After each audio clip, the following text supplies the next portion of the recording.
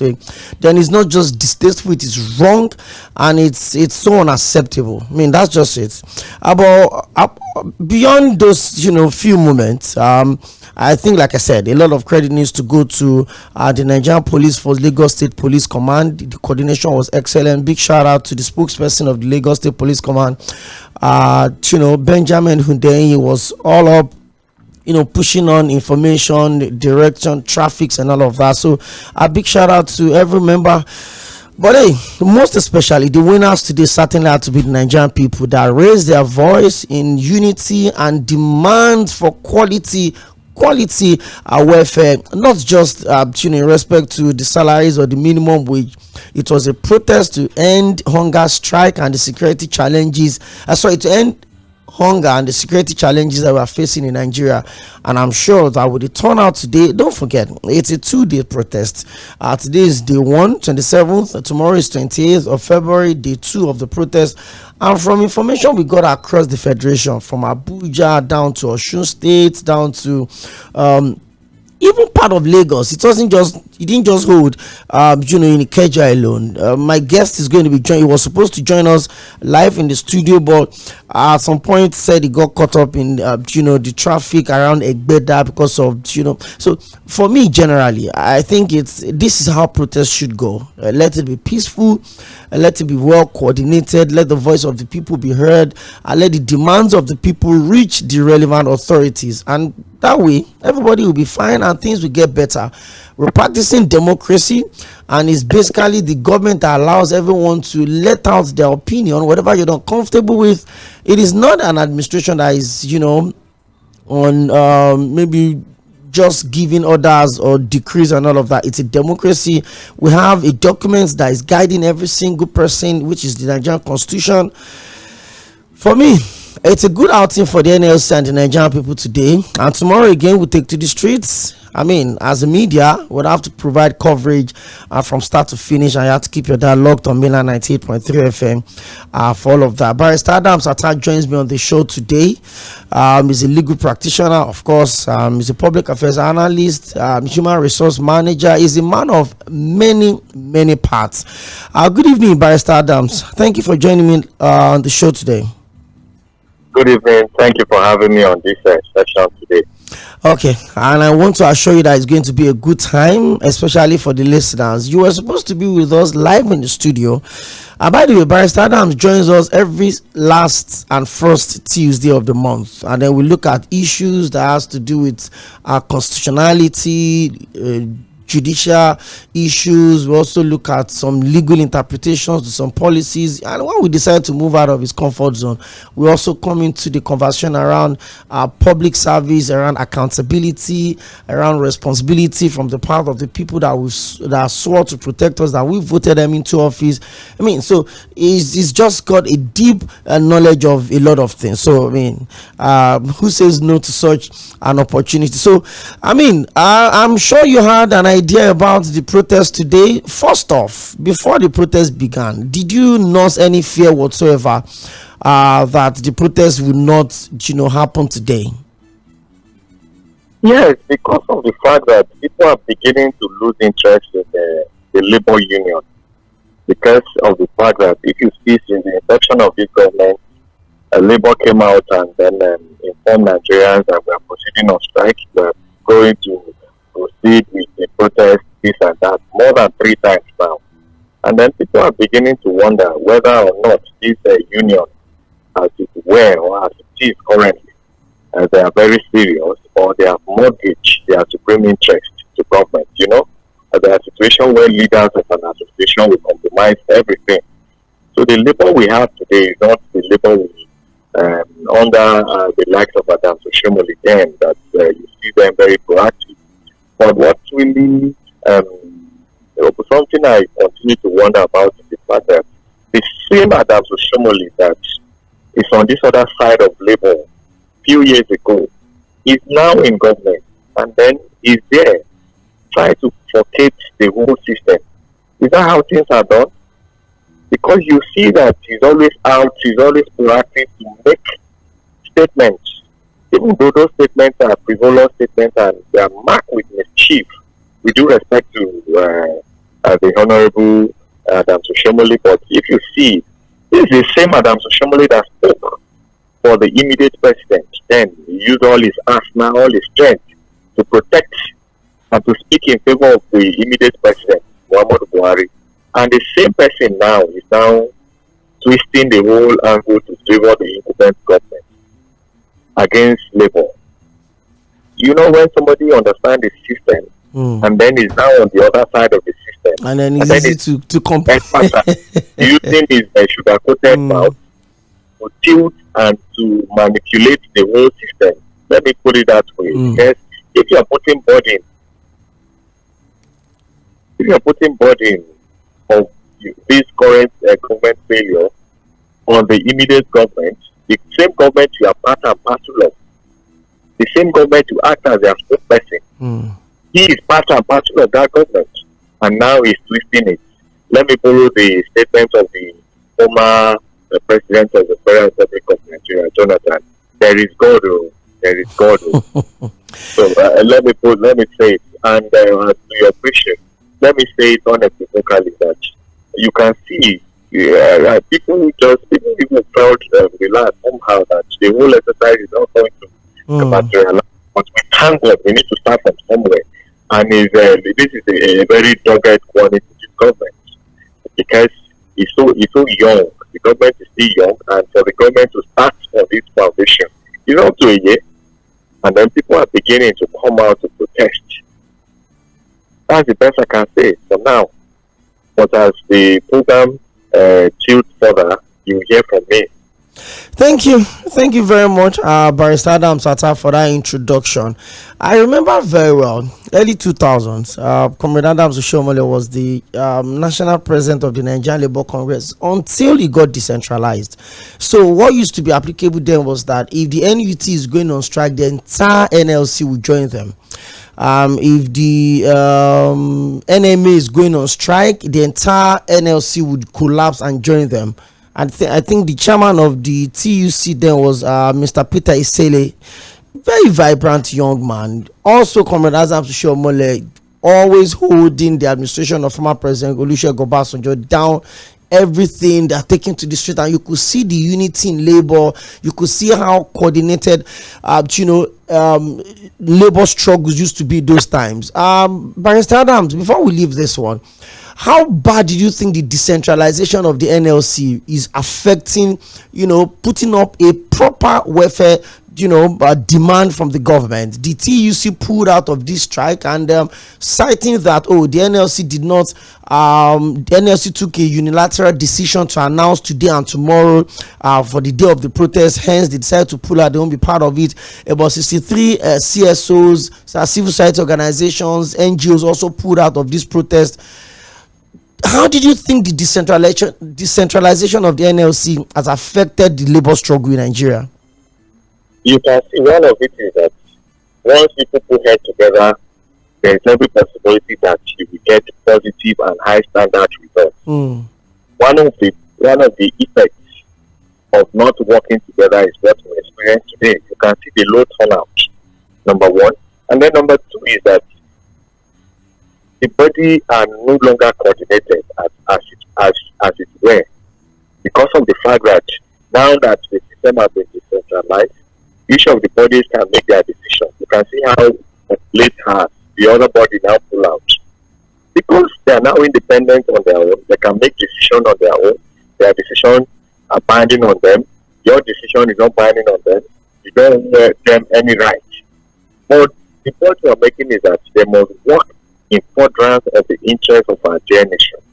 Because I literally don't understand why they should pull out at this time minute of what we all know and is conspicuously on the world that Nigerians are suffering. And we're handicapped. If not for us to shut down the system, if not for people to come out and massively protest, because this protest we are talking about, it has a constitutional backing. It's not just the market women association or something.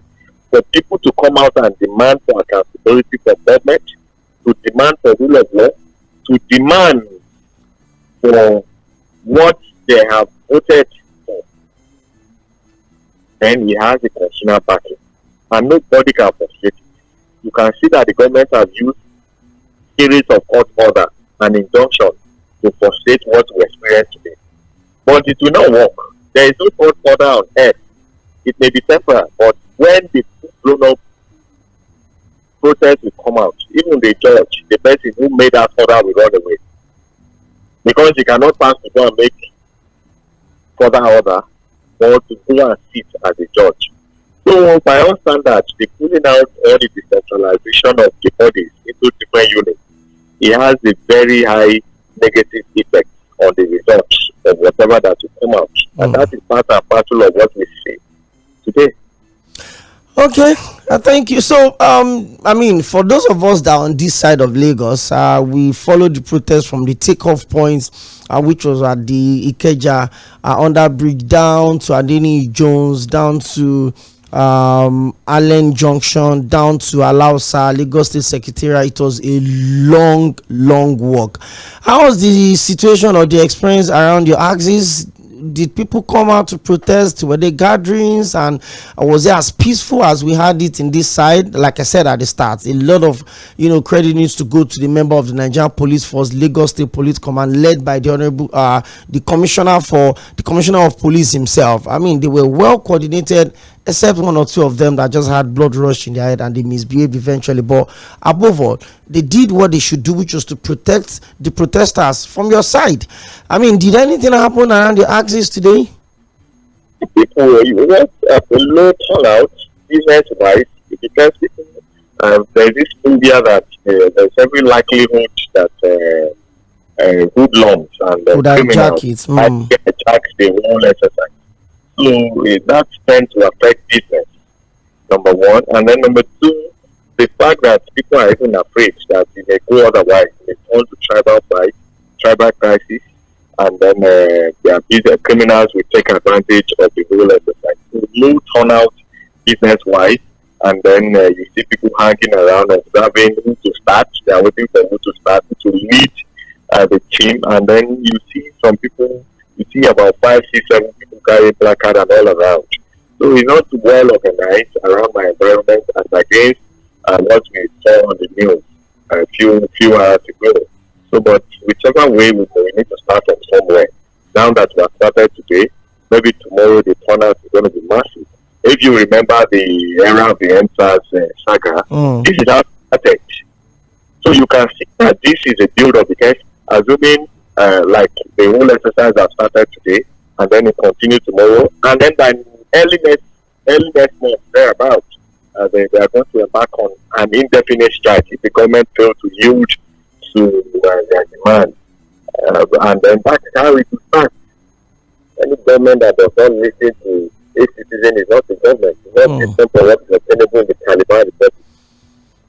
Because if you look at the Taliban Republic now, they don't give people fair hearing. Women don't go to school there right now, and many other things. People now they restrict people their outfit and series of other things. So we cross violation of human rights. It's not different from what is obtainable, what this government wants to come across the whole exercise. If you don't cater for the welfareism, if you don't listen to your citizens, then you don't qualify to be a leader. One of the major hallmarks of a good leader is that you must have a listening ear. It's one of the cardinal principles of a strong leader. Okay, thank you very much, Barrister Adams. I'm very, very sure that the numbers that you saw around your axis today would certainly maybe double, triple. You never can tell. Our comrade Fumi Sesi, it was peaceful, well coordinated. Different groups, joining at some point. I saw the revolution now. Revolution now that the comrade Msoɪᴜᴜ, I mean, his movement was also very, very visibly represented on the protest. I mean, good time. I've always said it. As much as you want a system to function properly, as much as you want everything to go on, protests are part of the things that deepen the fiber of democracy in any part of the world. It's not peculiar to Nigeria alone. It's not just a Nigerian thing alone. Okay, thank you. So, Barrister, let's get straight up into the crux of the conversation today. And I mean, being a legal practitioner, I may touch some very sensitive part of your profession today, but it is the reality on ground. It is the fact, and they would always say that facts are very sacred. It's not something that you can alter or you can change to suit your narrative. It is very much out there for everyone to say. So let's get on this way. If you look at the three arms of government, we have the executive, we have the legislative arm, and of course we have the judiciary. Judiciary, they say, is supposed to be the hope of the common man. It's supposed to be a place where if you don't feel comfortable with the outcome of anything, election, domestic disputes, commercial dealings, whatever it is at all, they will tell you approach the court. In the more streetwise, they will say go to court. That means it's a place where you feel like every form of injustice that may have been done to you will be addressed. And for any society to thrive, there has to be justice. So it shows how vital, how key the judiciary is in the society beyond the election issues. But you look at the social contract, that the politicians sign with the people. Surrender your franchise to me. I'll develop your state. I'll give you security. I'll give you welfare. That is the social contract between the people and the people they voted into office. But this arm of government, which is the judiciary, they don't go through the process of election like we always see on election days. But they're also a very key part of the electoral process. Pre-election, they get to hear pre-election matters. Electoral issues, they get to hear it. Post-electoral issues, if you're not comfortable. In fact, this last election, general election that we had, 87% of the offices contested for ended up in courts. I mean, the office of Mr. President, the Labour Party challenged the result. The PDP also challenged the result. Even the Senate President had his own issues. Everywhere, the governor of Lagos State had he won at the tribunal. He had his election challenged by the PDP at the appeal court, went all the way to the Supreme Court. You look at the state of Plateau, for instance, the lower court removed the 16 House of Assembly members, but the higher court upheld the election of the governor on the same case. Conflicting judgment everywhere. Let me now put it to you. Is there any social contract between the judiciary and the people? Let's start from there. Well, if you look at the whole exercise, like we talk about the contract theory, the social contract theory, which is that people are saying that, government, we are yielding our interests, our rights, some part of our rights, because you can't give out all your rights. There are some rights that they are part and parcel of you. Sure. You give out what the law stipulates you have to give out, which entails you paying tax. You pay tax by the provisions of the constitution. You pay tax, and then you do your basic amenities as a citizen. Then in government, in reciprocal, they do their own needful. And if you are talking about government, it's not one-way traffic. In a democratic setting like ours, or federal system like we operate in this part of the world, the government is divided into three patterns. One, you have the legislative arm, which comprises of the legislator, and then you have the executive arm, which comprises of the governors, ministers, and the president, and then there are other appointees. And then you have the judiciary, which comprises of the judiciary, which comprises of the court system, and every other subordinate adjudicating body that are established pursuant to Section 6 of the 1999 Constitution. So the point I'm making is that the contract is not just narrowed down to the executive and then the legislative arm. It's an embodiment, a pact that is signed by government. And when you are talking about government, it's a three-way traffic. The legislative, the executive, and the judiciary. That have been established. Let me also say further that the judiciary, first by virtue of the Constitution, all Nigerians have to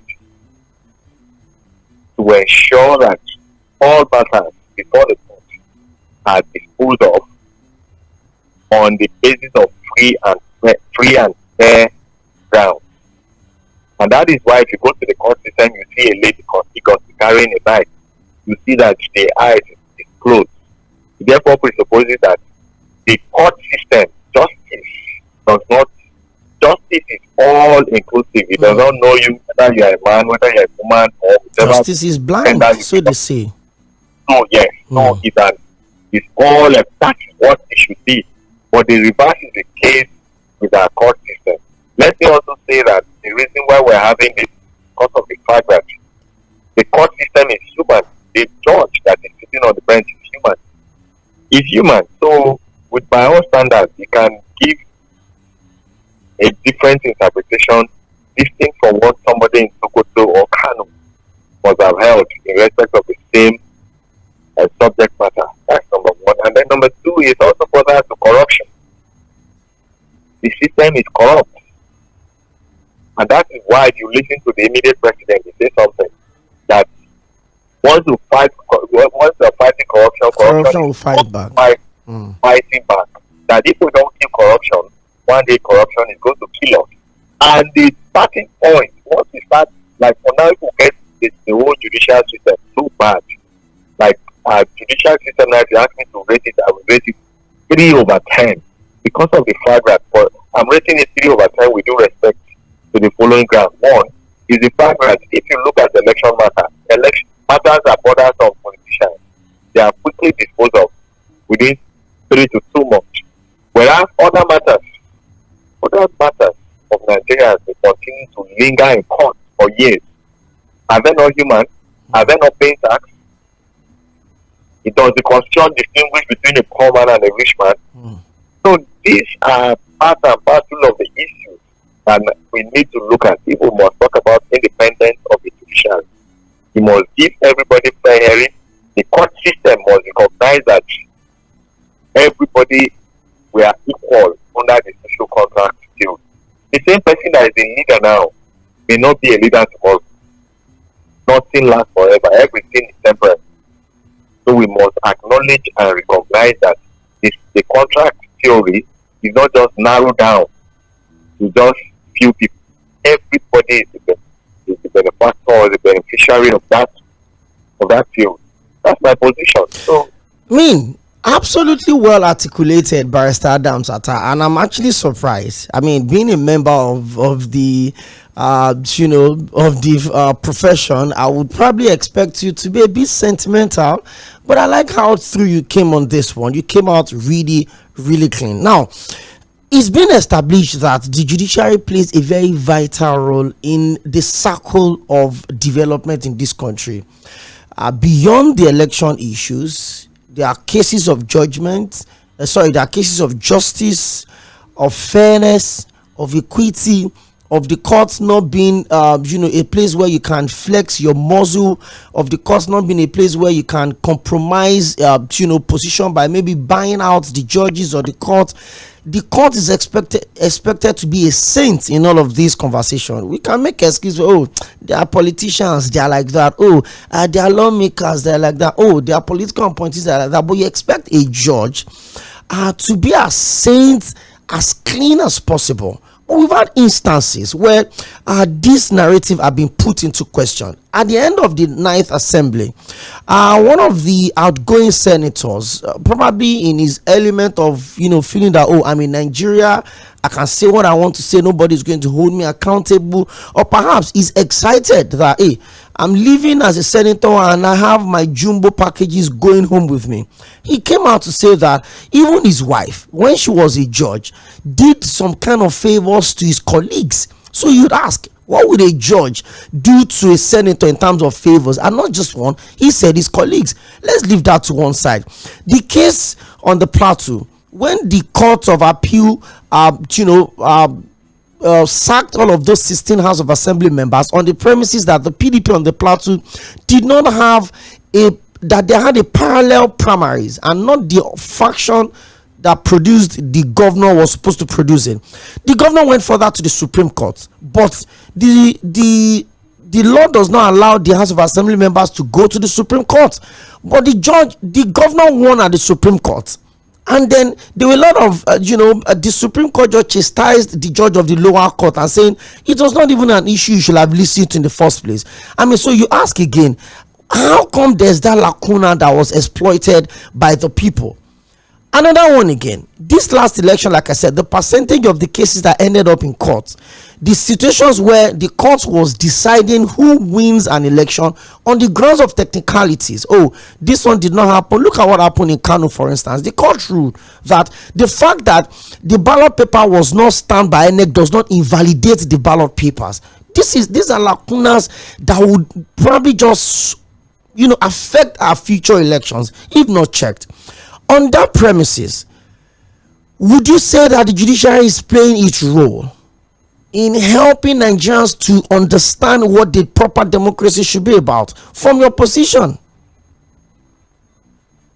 Yes, I think you have raised three issues. One is the former senator that came out and confessed to how the knife had one of his colleagues about. So I think that matter ought to have been investigated. I was expecting that the judiciary should set up a committee and then he should be summoned. Nobody has wrote the law. That's what the law is. They ought to have investigated that matter. And up to date, they have not heard anything about that statement. That is a big investment against the judiciary. I say with all kind of respect to the parties who are concerned, whether the person that made the confessional statement or whether the colleague, your own colleague, which I don't know, and the right. I literally don't know, but the truth about it is that when somebody comes out and makes a confession, that confession is an indictment, it's a statement that can be used against that person, and it needs to come out and clarify as to the content therein and the benefits behind that statement. So I was expecting that the judiciary that the right can be available and starting back. The government is aware of that offense, the government has been available. This is where it happened 50 years. You see how the law is this week? It's not committed offense last 20 years. Are you there? I'm with you. And then you are arrested today. Or the government discovered about the offense today. That government has the power to investigate, prosecute, arrest, and prosecute. So the point I'm making in relation to the former senator that made that statement, from the moment he made that statement, does not matter whether the right is required or not. I was expecting the judiciary to summon it, indict the right, and investigate them. Nobody can make the law. That is settled on that. And then on the second leg of your position as to the practice state data, the recent election, where the practice state, where the Court of Appeal sacked some members of the political party, and then the government proceeded to the Court of Appeal. So what I was expecting them to do is to go back to that Court of Appeal. So that's what I will do. That same Court of Appeal, I'm sure the Court of Appeal is still going to say like that it cannot handle this matter. But I will give it a bite. I will go to that same Court of Appeal and ask them and say, it's not what I'm giving, because the Court of Appeal is bound by the decision of the Supreme Court. Now that the Supreme Court has been ambassador to the Court of Appeal, it's now a good right for them to go back to that Court of Appeal, because they cannot proceed to the Supreme Court. Are you getting my point? I'm with you. So go back to that Supreme Court, because by law, the court, by law, if the court make a decision today against you, and next tomorrow you discover that that court does not have to decide to handle that matter, or that court fail to give you the first hearing, if to give you that, or that court make that decision, the same court that made that decision last power to make that decision. You can go back to that court and say, my Lord, court, the decision you made, you don't have the power to make it, you don't have the jurisdiction to decide about this matter. You can go back to that same court. That's what the law is. So I was expecting those people after the Supreme Court decision to go back to that Court of Appeal and give it back, because they are already handicapped. They can't proceed to Court of Appeal, they can't proceed to the Supreme Court. That is the second leg of the observation. Then the number third one, which brothers and planning situation, you know that the court has the power to deduct votes. After counting, after all the members of votes submitted to the court has the power to deduct the votes number of the group, if the number of the region or the manipulation that are outweigh or goes otherwise, the court has the power to say, oh, we have seen everything, but we want to see, we have seen everything, and the numbers that voted does not have to weigh or does not go contrary to the numbers of people that register for that election.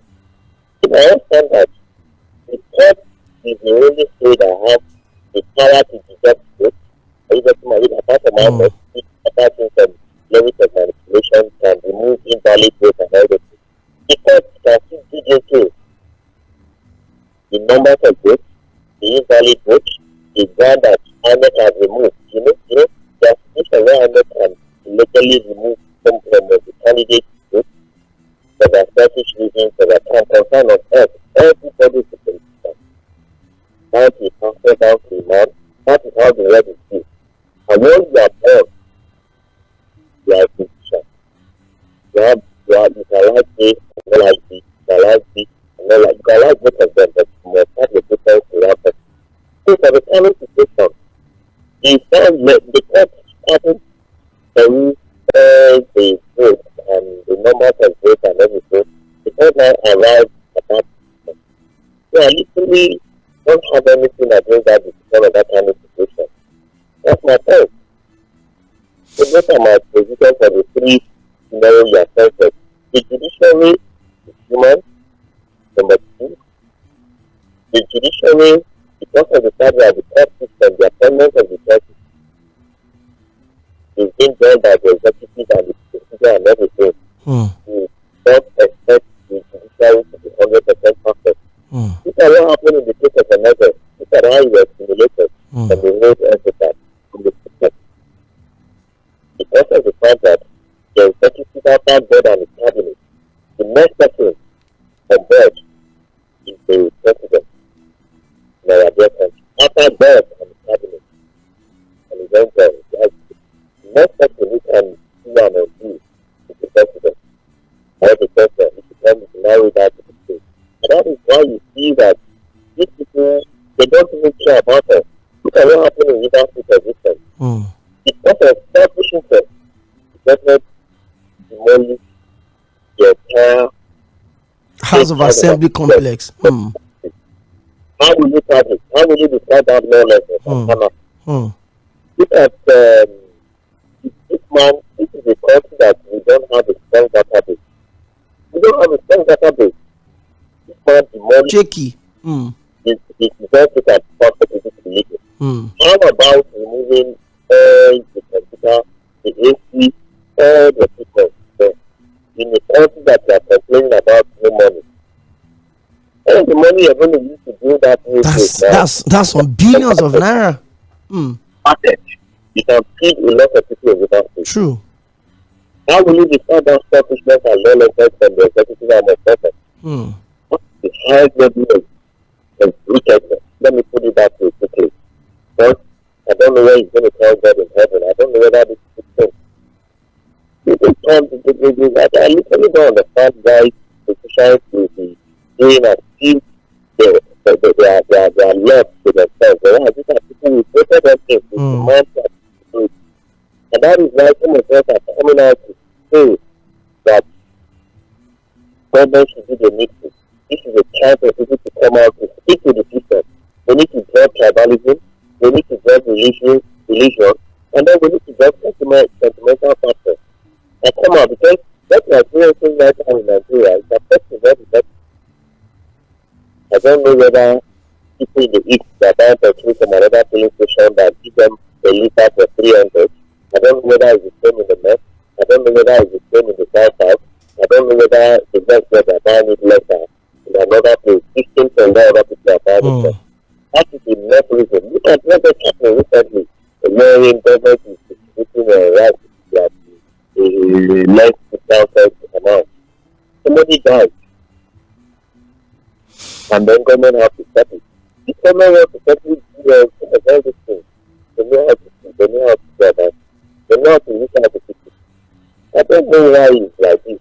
I'm just saying that maybe the government should keep from what is available in the church and the mosque. Ramadan Ramadan is coming in the north now. We are going to bringing gifts to the north. Look at the last 20 periods, the Christmas period.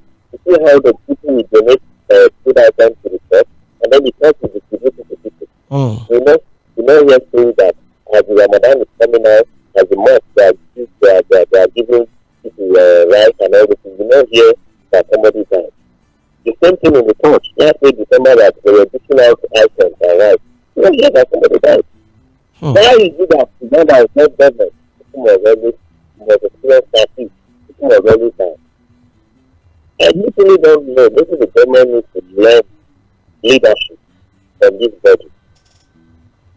That's my position. Well, very well articulated. By the way, the senator we're referring to is Senator Adamu Bokachua. He represented Bauchi North, a senatorial district in the 9th Assembly. And the wife that he talked about is Justice Zainab Bokachua, the former president of the Court of Appeal. Senator Adamu Bokachua said that he used his wife to get favor for his colleagues on election issues, and he took the then Senate President Senator Ahmed Lawan to cut him short and told him that it's okay, Senator, is okay. I mean, you look at those moments, and just like Barrister Adams Atta said, in a sane society, Senator Adamu Bokachua will have been picked up immediately and made to explain what he meant, that he used his wife to secure election favors for his colleagues. That's a huge indictment. And also, the senator that represented Adamawa North Senatorial District, that's former Senator Abo. Yes, I remember there was an issue about him as well. The very popular sex toy senator. I remember when he was removed by the courts, immediately went to the press and alleged that the president of the Senate, that's distinguished Senator Godswill Akpabio, was the one that influenced his removal. So I'm wondering, from Adamawa State to Akwa Ibom, I think the only correlation they have is the alphabet AA, nothing else. But hey, that's also an indictment on the judiciary. If a senator can come out to say that the Senate president influenced your removal from office because you said you voted for his opponent, so you are indirectly saying that the Senate president can give instruction to the judges and influence electoral decisions. These are huge indictments. But let's put it to one side. Barrister Adams Atta, now that we've established this fact, what do you think? I mean, you look at the appointment of the judges, the Court of Appeal, the Supreme Court judges, you look at the role of the body of benchers, you look at all of these, you look at the politics, even in the NBA, for instance, the last administration of the NBA had issues with accountability, that the financial secretary had to come out on the open ground in Abuja to say, hey, some monies were released and my signature was not on it, and all of that. So many issues. How well do you think the judiciary need to reposition itself for Nigerians to start trusting the system?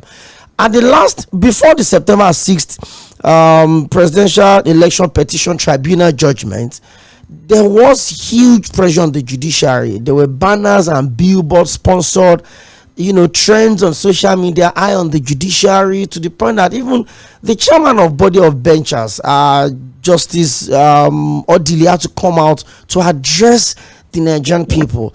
There's huge pressure on the judiciary, and it means one thing: the people would continue to lose interest in election if the judiciary is the one that decides who wins an election. Going forward, what do you think the judiciary can do to fix and restore this level of trust between them and the Nigerian people? Well, let us start from the foundation. It's somebody that has freedom that can do and undo. If you don't have freedom, you have limits in your process. You have limits in what you can do. And that is why we are advocating for the independence of the judiciary. Then give the judiciary full independence, and then you see some levels of high sense of results. That is the beginning. That's the starting point. That is the starting point. Number one. Then it also has to do with mindset.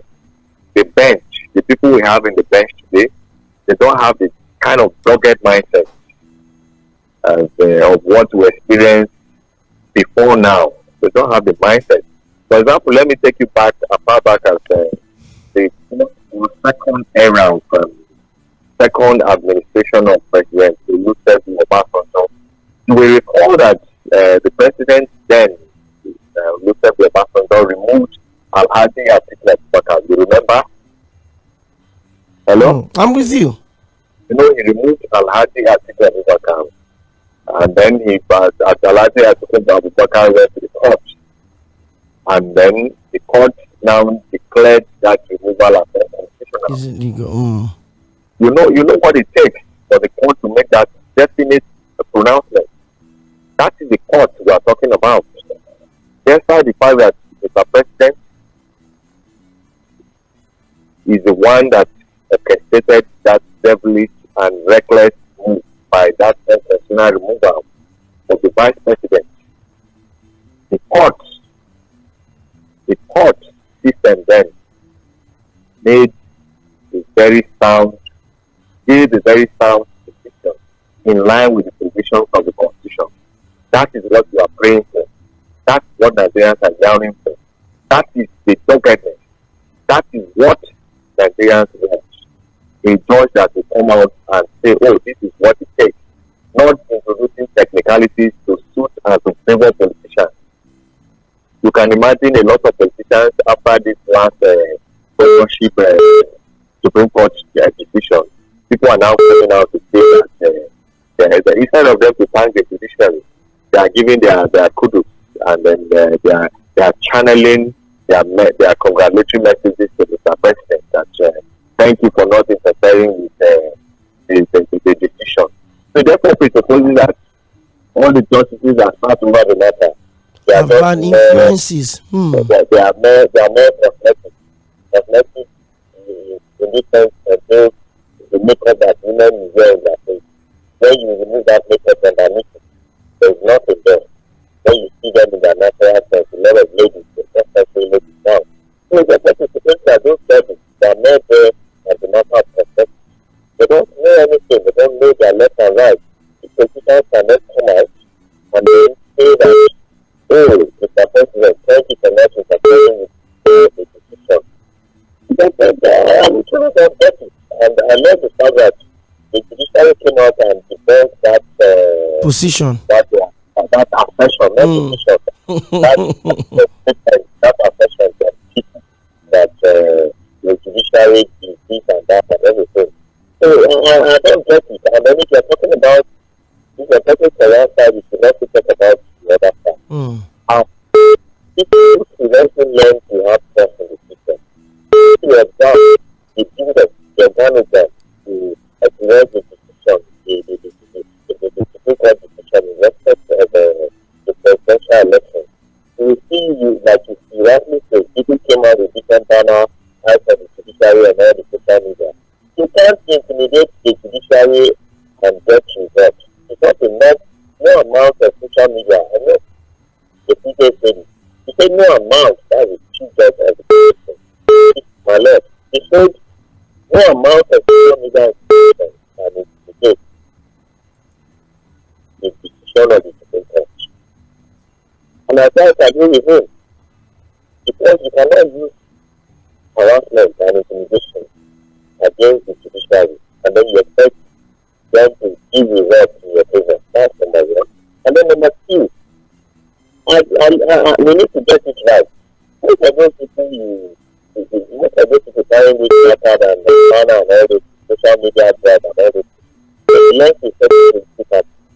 So how will you decide it? Will you learn a court now who give decision in their favor that now say that the court, the judiciary is perfect, is not perfect?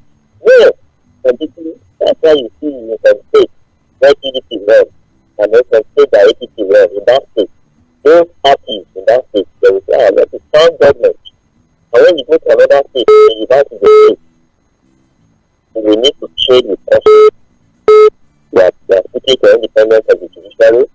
We are also pushing for the mindset of the bench to be positive, to be governed, to be firm, so that they can interpret the provisions of the law. The confidence is what the law put in place. And And I think we are also coming Nigerians that the system is going to work. We are out, we are resolute, we are sticking to the system. We don't need a document for the judiciary to work. All we need to do is that the lawyers that are coming, let them be firm, let them take their stand, let them tell the court confidently this is what the law is. And by that, with time, over time, we are going to get there. We don't have any other life, we don't have any other place. The judiciary is the last hope of the common man. Even though some people are saying it's not the last hope of the common man. We don't have any other place to go. Are we going to go to Sugar Shrine? So, it's expensive to go to every place, and you must come to the judiciary, which is an established place after the Constitution of the 1999 Constitution. And the Constitution of the 1999 Constitution gives you right to tell you. You must come and ventilate your anger before the court and make your presentation. Do not allow everybody to even represent themselves, or alternatively you can engage the service of your lawyer, any lawyer of yourself. If you like to go and hire 2,000 lawyers, you know about it. If I'm one now second, then is that whether you can see them that so for me, the last thing remain the judiciary still remain the last hope of the common man. And not just the common man, but everybody. Let us not narrow it down to the common man. Even the judiciary that are taking law into their hands. They still use the judiciary, even though they use it and manipulate it for their selfish reasons. So that is my position. Well, thank you, Barrister Adams Atta.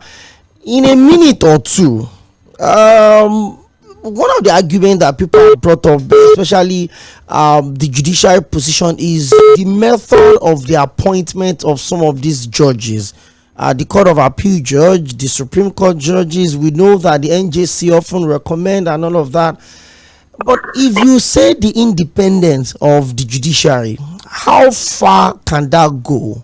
In terms of, sometimes they say who pays the piper dictates the tune, this and that. How independent can the judiciary be? I mean, we're wrapping it up. Just 2 minutes. Let us into that, and then we'll call it a day on the show. If you go to the United States of America, you will see that. You will see that even some states, some of the states, they have what we call Supreme Court at the state level. They have what we call Supreme Court at the state level, because what they are running there is a true federal system. And you can see recently that one of the Supreme Court made a decision against Donald Trump about whether Donald Trump can contest or not. And then another Supreme Court now made another contrary decision that Donald Trump can contest. The first one said he cannot contest. The other one said he can. So you will see it like that, pockets of decision. Then they will now go to the Central Supreme Court, which is the mother of where there are distinctions between different Supreme Courts at the state level. They will now go to the mother Supreme Court. The point I'm making is that this thing is working in other nations, where you have independence of the judiciary. It is working in other nations. Let us give it a trial. We are not saying that I adore and cherish the doctrine of check and balance and oversight functions. But despite that we're doing that, we should not leave the judiciary at the detriment or in the hands of the executive so much, like 90% of 100 or 70% of 100. The judiciary, to an extent, should be given room to make decisions. Should be given room to make certain decisions in respect of what is related to justice delivery. That's it. Well, let's give it a trial, dependence on the judiciary. That's what everybody is advocating for. By the time we get there, let's give it a trial. By the time we get there, it's not working. If the power is corrupting the judicial setting, and then we can reverse back thereabouts. But for now, I am firm and I'm in support of the independence of the judiciary. Thank you. Barrister Adams Atta is a legal practitioner. He's a public affairs analyst. He's a social commentator, human resource manager. I mean, he's a tourism enthusiast also. He's just a man of different angles. Thank you for joining me in the Situation Room today. Thank you for having me today. Thank you very much. Hopefully by next week Tuesday, everything will be calm enough for you to join us live in the studio. Thank you very much. Thank you. We'll take a quick break. I'll take the headline news. The calls are coming in. We'll pick it. And then you can also join us on our social media platforms. Iseeye Nigerian, Igala Dude, Keseoli, or not Team. I'm seeing all of your messages on Facebook. When we come back from the news and the commercials, we'll get back into the show. We'll pick your calls. We'll also read your messages. You're live on Mainland 98.3 FM. This program comes up on the airwaves every Mondays to Fridays from 4 to 5:30 p.m.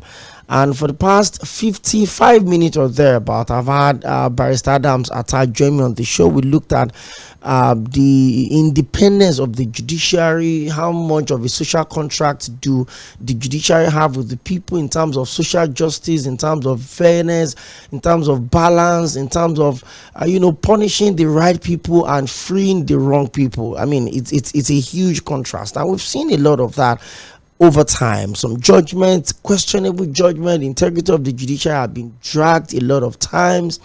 But Barrister Adams Atta is quite positive that if we can push for a thorough independence of the judiciary, then we'll get things going. I can't pick calls now. Apologies. 0913-600-0410. That is the number you call when we come back from this break. Don't go nowhere.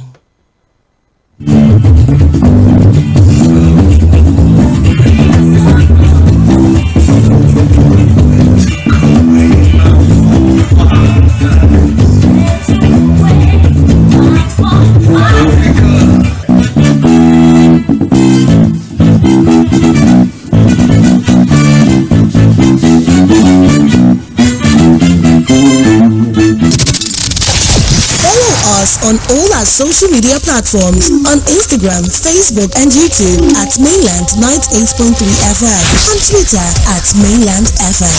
We are the sound of Lagos. Headline news on 98.3 Mainland FM.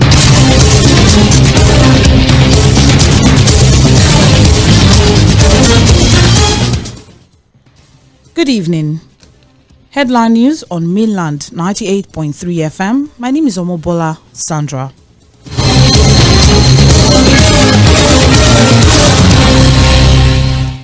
NLC President presents protesters' demands to National Assembly. Customs halt confiscated food sale after fatal stampede in Yaba. PDP candidate Ighodalo urges issue-based campaigns and congratulates APC and Labour Party counterparts in Edo Gilbert.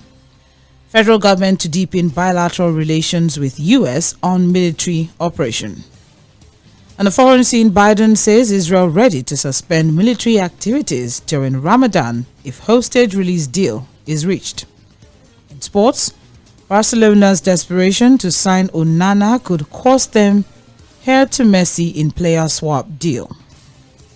That's the headline news on Mainland FM. Details at 5:30.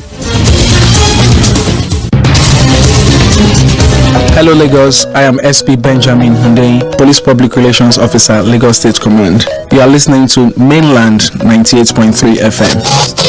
If you see something, say something.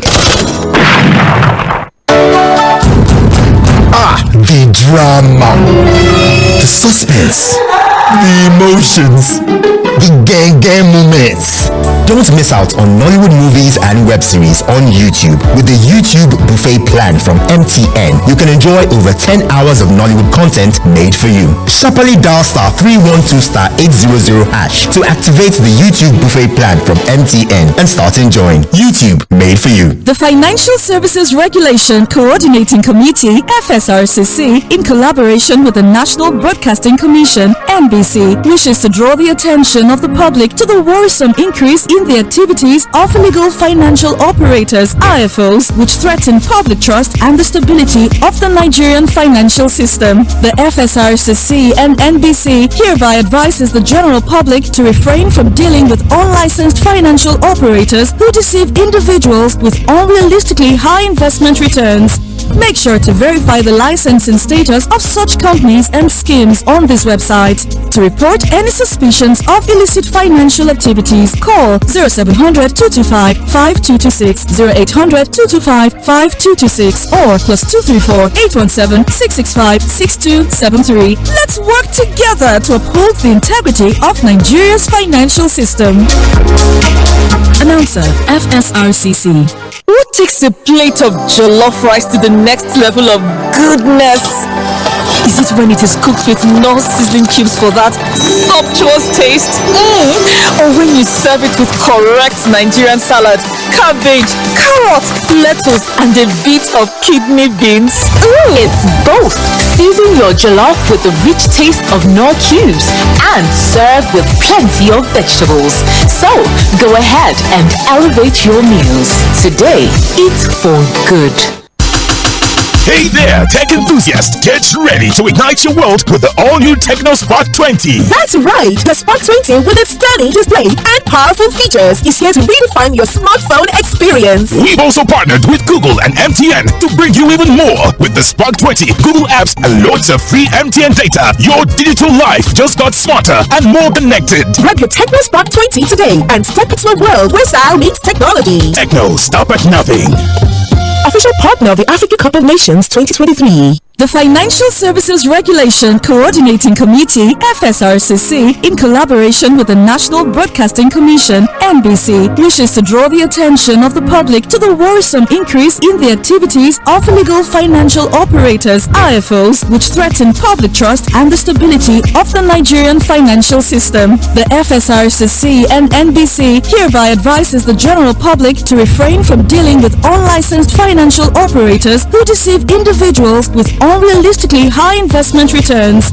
Make sure to verify the licensing status of such companies and schemes on this website. To report any suspicions of illicit financial activities, call 0700 225 5226, 0800 225 5226, or +234 817 665 6273. Let's work together to uphold the integrity of Nigeria's financial system.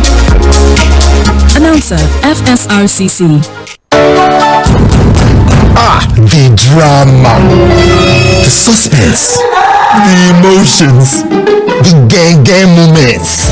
Don't miss out on Nollywood movies and web series on YouTube. With the YouTube buffet plan from MTN, you can enjoy over 10 hours of Nollywood content made for you. Sharply dial *312*800# to activate the YouTube buffet plan from MTN and start enjoying YouTube made for you.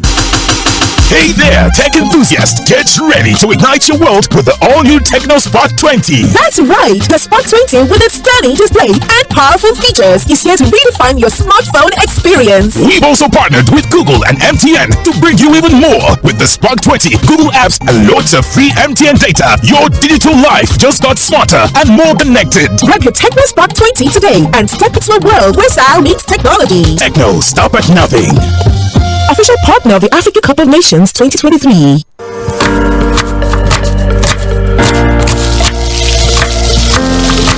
Meals have a way of taking us on a journey, and when you add plenty of vegetables like efo, ugu, and season with the rich taste of Knorr seasoning cubes, even better.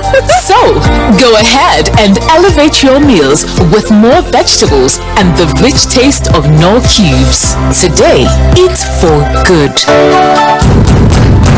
The drama, the suspense, the emotions, the gang moments. Don't miss out on Nollywood movies and web series on YouTube. With the YouTube buffet plan from MTN, you can enjoy over 10 hours of Nollywood content made for you. Sharply dial *312*800# to activate the YouTube buffet plan from MTN and start enjoying YouTube made for you. Hey there, tech enthusiasts! Get ready to ignite your world with the all-new Tecno Spark 20. That's right! The Spark 20 with its stunning display and powerful features is here to redefine your smartphone experience. We've also partnered with Google and MTN to bring you even more. With the Spark 20, Google apps and loads of free MTN data, your digital life just got smarter and more connected. Grab your Tecno Spark 20 today and step into a world where style meets technology. Tecno, stop at nothing. official partner of the African Cup of Nations 2023. The drama, the suspense, the emotions, the gang moments. Don't miss out on Nollywood movies and web series on YouTube with the YouTube buffet plan from MTN. You can enjoy over 10 hours of Nollywood content made for you. Sharply dial *312*800# to activate the YouTube buffet plan from MTN and start enjoying. YouTube made for you. Hey there, tech enthusiasts! Get ready to ignite your world with the all-new Tecno Spark 20. That's right! The Spark 20 with its stunning display and powerful features is here to redefine your smartphone experience. We've also partnered with Google and MTN to bring you even more. With the Spark 20, Google apps and loads of free MTN data, your digital life just got smarter and more connected. Grab your Tecno Spark 20 today and step into a world where style meets technology. Tecno, stop at nothing. Official partner of the African Cup of Nations 2023. To cook correct food, they always give me joy. That's why anytime when they cook like this, I they always season them with no cubes. Come add correct vegetables inside. Ugu, tatasheo, shombo, onions. No one I know they put. Now he make my pikin them, they always enjoy my cooking. Daddy, I never will. I want more. You see? Sama all your food with correct vegetables. Come season them with no cubes. For that to get delicious taste. Today, chop better. Lagos, the center of excellence, the second most populous state in Nigeria. With Mainland 98.3 FM. Don't touch the dial. 98.3 FM. Don't touch the dial.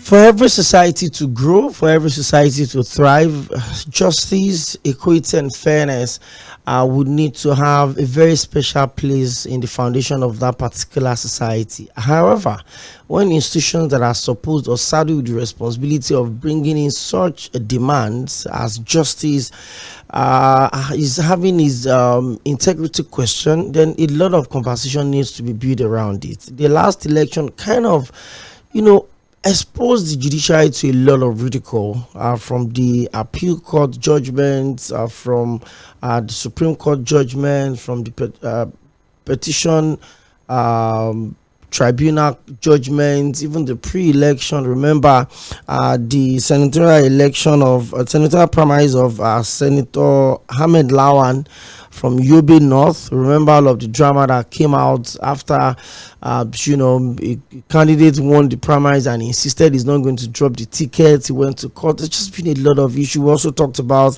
the case of Senator Adamu Bukachua that alleged that his wife, the former president of the Court of Appeal, granted favors to his colleagues on election issues. I mean, these are, matters that have put the judiciary in a very wrong place. However, Barrister Adams Atta feels if the judiciary can be independent of any kind of influence, whether from the executive or the legislators, then we can gradually begin that road back to recovery.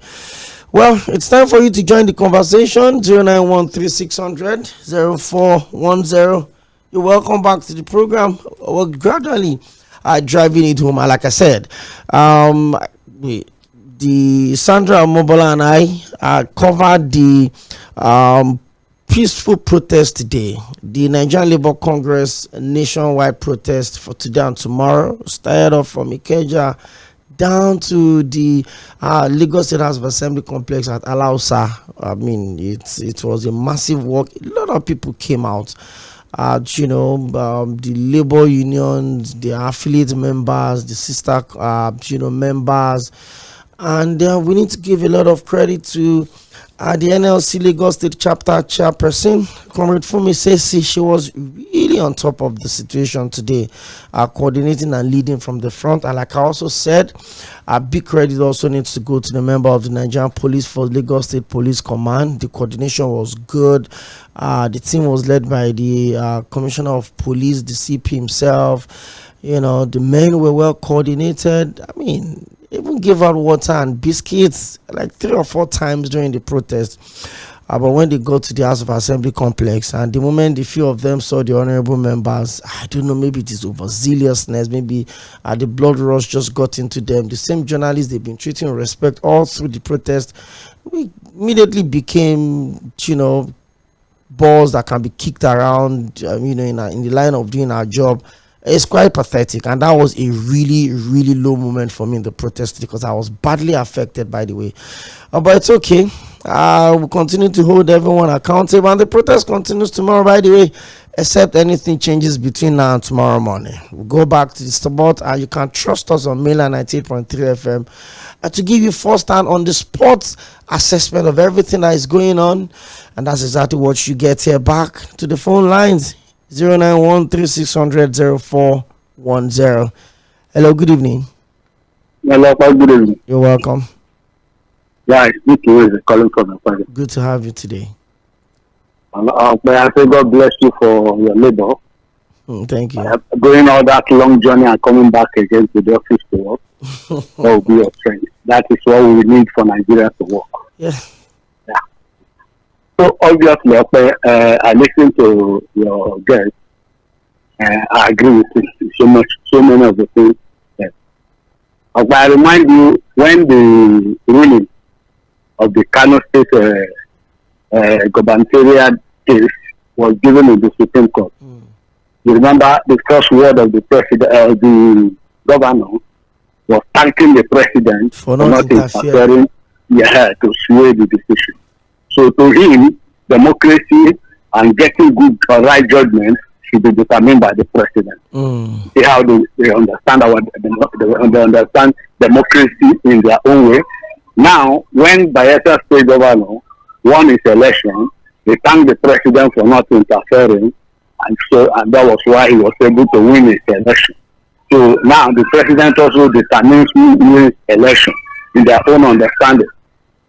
The president single-handedly appointed who will be the Senate president. So why I'm listing all this up, by the time you put all together, are we practicing democracy? Democracy has the rule of law, which is the main element in democracy that makes democracy workable anywhere. Check and balances. So now it goes to mean that even the legislature we are talking about, they are not operating in isolation. The president of Nigeria is too powerful. Okay? The president rules the country, rules the people, with nothing to rule him as a president. Whereas in other clients, what rules the president is the law of the land. But here, we see the president as the law. Whatever he says becomes the law, irrespective whether it corresponds with our law or not. The president is that is why we give the court rule over a matter when it touches the government. They will refuse to obey it. So when you look at all together, judiciary cannot work in isolation. We should be determined to be as sane as other people who are practicing democracy. They gave us democracy. Their practice is working for them. Then we decide to eliminate some major elements of that, what makes democracy work, and we think it will work for us here. So we are decision ourselves. Thank you. Thank you, Rosie. Thank you very much. 091-3600-0410. I would always say there's no system that can't work. If a system is working elsewhere, that means it can work in your own case as well. It depends on how you adopt the system. It depends on how you fix that system. It depends on how you plug in the right things on the system. And it depends on the interpretation you give to the system. I would say this anywhere. Democracy is still the best form of government anywhere in the world. How it's not working in some countries, it's a different conversation. But then I would also want to look at the positive side of it. You look at countries that have democracy that is over 200 years old, they're still putting things through. So sometimes a system is not to be blamed for it not working in your own case. As long as there are examples where it has worked, then you need to check yourself. So our democracy is not the problem we have in Nigeria. It is our own pattern of that democracy that we need to check. On Facebook, okay, this is a lengthy one. Isa Nigerian Igala dude says, a funny country where nobody sees is our own fault. If the PDP wins the election, the APC and the Labour Party, etc., will make sure the PDP get frustrated and be playing constructive criticism on air or vice versa. Why the protest? Protest that will turn to carnival or protest that will become opportunity for hoodlums, I beg. The judiciary has done nothing wrong in my own opinion. Cases were just not properly arranged. It is the Labour Party we clamor for in the last election, like a saint from the high realm, that are quarreling for embezzlement. So people will be on X space insulting the sitting president and still want good governance. Okay. The judiciary is one sector in Nigeria that has been destroyed the country because of corruption. No lawyer. Okay. Casually, I got a message. This one is from Tᴏɪᴛᴛᴇʀ Michael, and it says, in my own opinion, I see the revisit of the 괘ᴜᴛ report as a mere distraction to shift the minds of Nigerians from the food crisis and the free fall of Naira, which has crippled our economy. I would like to ask, between 괘ᴜᴛ and Confab's reports, which of these two reports do you think will solve most of the problems in this country? And also, what is the percentage of amount of money that is in the yearly budget that has always been allocated to members of the National Assembly? If Nigerians are given the opportunity to choose between merging of ministry or cutting down salaries of National Assembly members, which do you think they would choose? On the importance of food in the country as suggested by the NLC, I don't say anything bad since the government have not been able to solve the problem of insecurity which has stopped farmers from going to the farm. The government should always remember that an hungry man is an angry man. God bless Nigeria and God bless you too. Tᴏɪᴛᴛᴇʀ. Hello, good evening. Hello, good evening. Good to have you join us on the show. Oh. Okay. It has been long I heard your voice. You're welcome. Thank you for your good job today. Thank you for giving us feedback. I'm calling you from. You're welcome. Okay, do you know that the issue we have is INEC? Now that's Mahmoud that did all that he did during the announcement of election, going to court that whosoever that is not pleased should go to court. Where is he now? Is he in Nigeria, sir? Because since after the election, nobody has been hearing from him.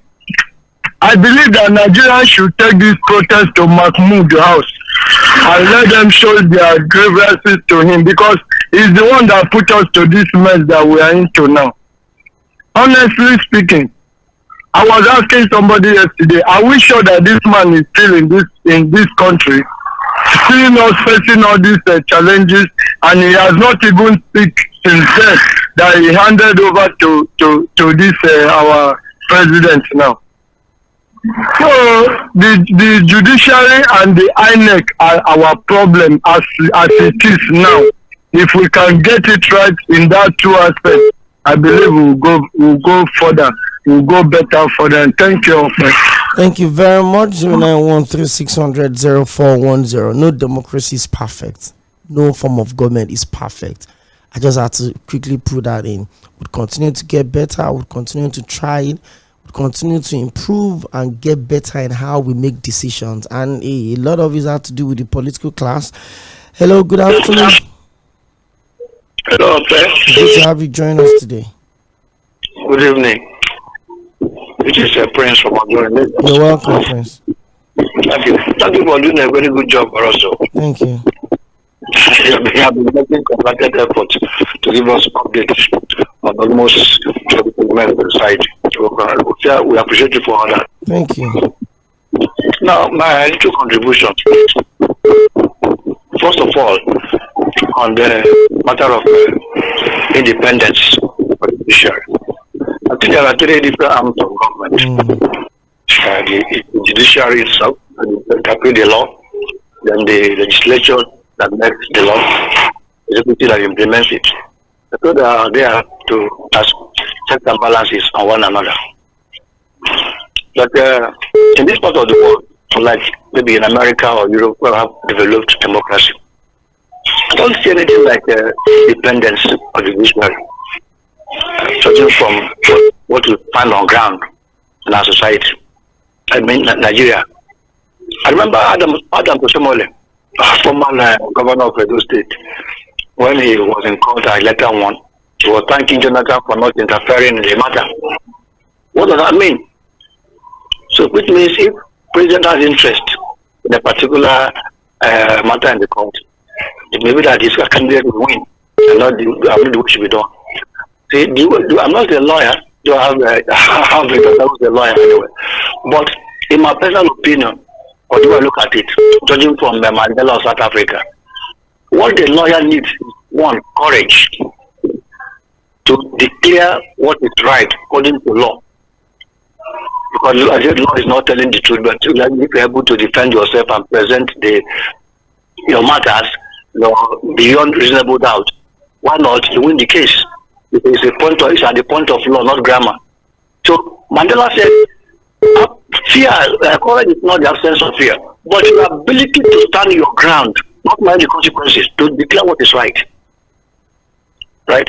Now, here in Nigeria, if you find such a thing, how many lawyers or the judicial officers have courage to say, I must make when they had the election? The woman that was the returning officer there said, over her dead body, she must declare the elections the way that she saw it was voting before Labour Party won there. We want such people like that. We put the one under terrible pressure. She said no, that she must declare the result the way the people voted. I was surprised to see that we have such people like this in Nigeria. Now, in Nigeria, in our country, how do you look at judiciary in terms of love of money? The Holy Book says love of money is the root of all evils. And I see that right here, many of these officers may want to accept money and pervert justice. Maybe someone has been working as a judicial officer for the past 20 years. He has not saved 2 million in his bank account.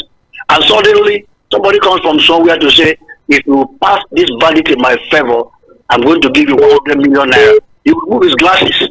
I said, what are you talking about? Say, I'm giving you 100 million if you decide this case in my favor. By there, before you know it, that person has won because of love of money. This does not happen elsewhere. Thank you. Judiciary. Thank you. My point. So they should have courage and then don't show love for money so that they can stand their ground and then defend the people. Thank and they you. say that law. Yes, the law is the last word of the common. Apologies. When we run on the thank you once or twice, let's try to wrap up the conversation. Hello, good evening. Okay, Prince Wise. I thank God today. There's something magical about you calling the show and always being the last caller for the day. You're welcome. Mr. Last Man, that's Prince Wise. Are you hearing me? I'm with you. I think today protest because I had it in the morning where they say you and the Sandra, you are on the field. I hope everything went smoothly where you supervise. Absolutely. Okay, and that's supposed to be now peaceful protest. When they say protest is part of a democracy, yes, we welcome it. But in this part of the world, if somebody see what happened on the air side, nobody will ask for protest. But as it is today, yes, I support it. As it's very, very peaceful. We thank God for that. And I just want to watch, Mr. President, the demand of labor, whether TUC, whether let's fulfill the promise. And the press conference of the TUC yesterday, I really welcome it. Because they tell it to the hearing of Mr. President, this is 10, 15 demand they want. And the Minister for Labor has told Nigeria that they've already settled up to January. I think the others to do it. This is very good that the thing is coming. It's too late now. They bring the vehicle to the Nigeria, this gas vehicle. So if this is come, I want them to hand it over to Labour Congress for management. Let them manage it. Let us see how they're going to manage it, because sometimes we had one Labour buses. We don't know where it is today. So what is killing Nigeria today is corruption. I want both the Labour, both the politicians, the civil servants, the artisans, all of us, we must change our attitude. when we are talking about judiciary, are they not part of us? Before you be a lawyer today, can any lawyer beat his chest that I never approach justice on behalf of a client? So all these things, I know about it. We deal with all these things. A lawyer will approach you. You want to win your case. You want to see the judge. Through him, you can see the judge. So Nigeria, what people know is when we are talking, we some more boys have capoted mouth. But can we walk the talk? That is situation. Thank you, Prince Wallace. Let me stop. Thank you very much. Prince Wallace is asking if we can walk the talk beyond, the rhetorics of election campaign talks and all of that. Yesterday, Dr. Tᴜɪ̀mᴜ was with me in the studio, and then he talked about the fact that this government has over time, probably said things that they really need to hold on to and bring to our reality for the people to see. It's simple. It is not even a government of different political parties. It's been the APC since 2015 down to 2023, 8 years now. We've stayed under 9 years, 9 months into this administration, and the people are just asking for the basic of things: security, food. I mean, for a country that has so much in terms of natural resources, unused land, unoccupied spaces, unguarded land scattered across the federation, and we're talking about food shortages, we should be worried. Because I am. Stay safe. My name is ᴏᴜᴛᴜ Akinade. God's plan our lives tomorrow is going to be Sage Babalola for 4 to 5:30, but trust us, we'll go to the field and continue the day 2 of the nationwide protest embarked on by the Nigerian Labour Congress. Stay out of trouble. Bye for now.